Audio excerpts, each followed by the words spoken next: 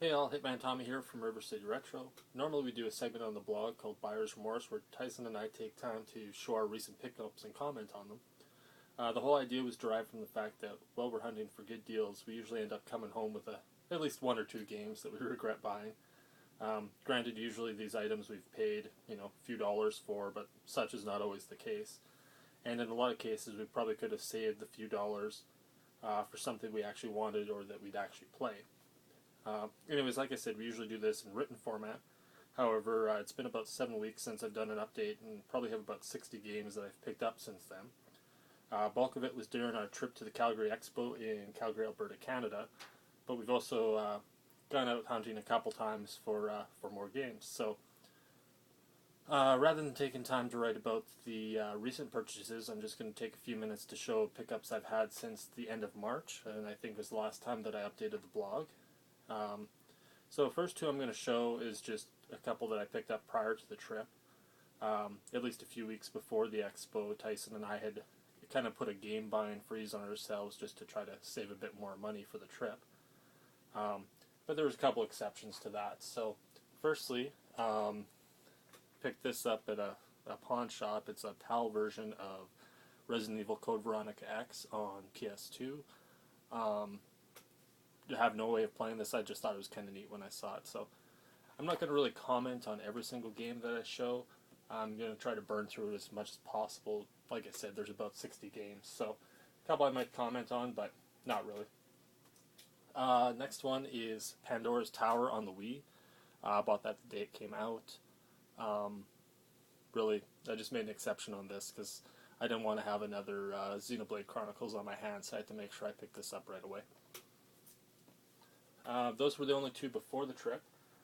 Next, I'm going to show some stuff that I picked up either at the Calgary Calgary Entertainment and Comic Expo, or we did some shopping on the way out there and on the way back. So, anyways, I'll start off with some TurboGrafx 16 games.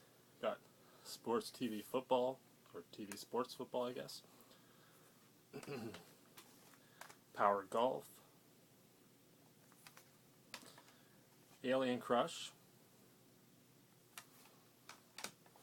TV Sports Hockey.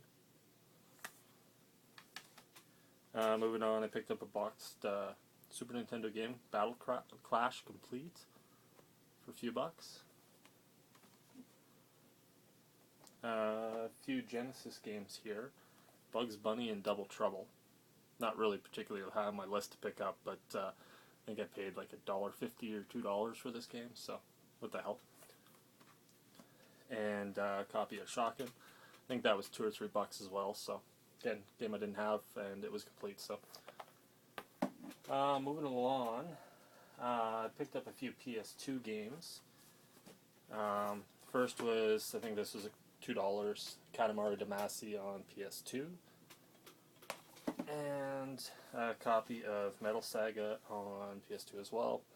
And of course, it's an Atlas game, so yeah, no explanation there. If you read the blog at all, I have a problem with buying Atlas games. So I did one regular Xbox title, Empire Limited Edition. Picked that up on the last day of the convention, like with 10 minutes to go. Guy was blowing out his games for $5, so picked that up. One interesting find that we did have was we popped by a pawn shop on our way out of Calgary, and we both found some CDI games. Now, Tyson's the one who actually owns the CDIs, so I usually let him have first crack at those, not that we ever come across them very often, but of the 5 that were there was 2 that he already had, so I got myself a copy of Compton's Interactive Encyclopedia on CDI, and also a copy of Burn Cycle. Moving along, I have some games here that I bought disc only during the convention.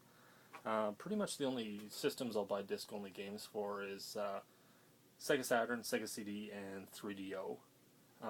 If it's PS2, PlayStation 1, Xbox, all those, if they're loose, typically I won't buy them. So, thankfully, due to Covers Project, I was able to make a cover for a lot of these, and only paid about $1 or $2 in most cases. So Anyways, first one up is Galactic Attack. Made a case for that. Night Warriors, Darkstalker's Revenge. That was like $3 or something like that. Robotica. It was $1, so I don't really know anything about this one. Hexen, again, it was $1 for a loose copy, so figured why not. Shinobi Legions, I think that one was $2. Again, made another cover for it. ESPN Baseball Tonight, $1. And Clockwork Knight had the backer, but no front manual, so I think that was $1 or $2. I think that was $2 actually. X-Men Children of the Atom, complete. I think that ran me about $7. Super awesome pickup. Tyson found that one for me, so thank you, Tyson. And Microcosm. This one actually came from the trip back. Picked that one up in Regina for around $10, I think. So it was one of the ones I wanted. So, anyways, try to keep this rolling here. I've already gone longer than I thought this was going to take. Next, I've got Off-World Interceptor on 3DO. This one was complete. And Guardian War, also on 3DO. Very happy to find that one for a good price. Pretty much if it's 3DO and $10 or under, I will probably grab it. Let's see here. At the convention as well, I got a copy of Deep Labyrinth on DS, still sealed. A copy of Tekken Advance, complete. This one I found in Calgary as well. Was very happy to find it because it was about $10, and it's always $20 or more when I find it here, but the port of Shadow of Destiny, which is one of my favorite PS2 games, on the PSP. Next I've got a pile of NES games here. Going into the trip I was just shy of 400 NES games in my collection, and I think as of doing this, I think I'm sitting at about 426 or something like that, so a lot of which I picked up on the trip. So Fantastic Adventures of Dizzy, Clue Clue Land, Burger Time, Bad Street Brawler, Balloon Fight, B-52, Break Time, Hollywood Squares, Home Alone 2, Harlem Globetrotters, Metal Mech, and Rollerblade Racer. So that was pretty much it from the trip. Not a whole lot to say. Picked up some games there that were in about the $5 ranges is where I like to pay, what I like to pay for most of my games when we're out hunting, looking for games, but did make an exception and paid a little bit more in a few cases. The NES games, pretty much with my NES collection right now, I'm at the point where if it's $5 and I don't have it, I'm going to buy it, so less the lackluster NES titles there.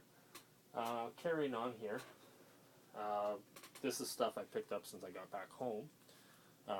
Finally tracked down a copy of Beach Spikers on GameCube. Tyson and I've actually played a little bit of that. It's awesome. Grabbed a copy of Metal Gear Solid HD Collection.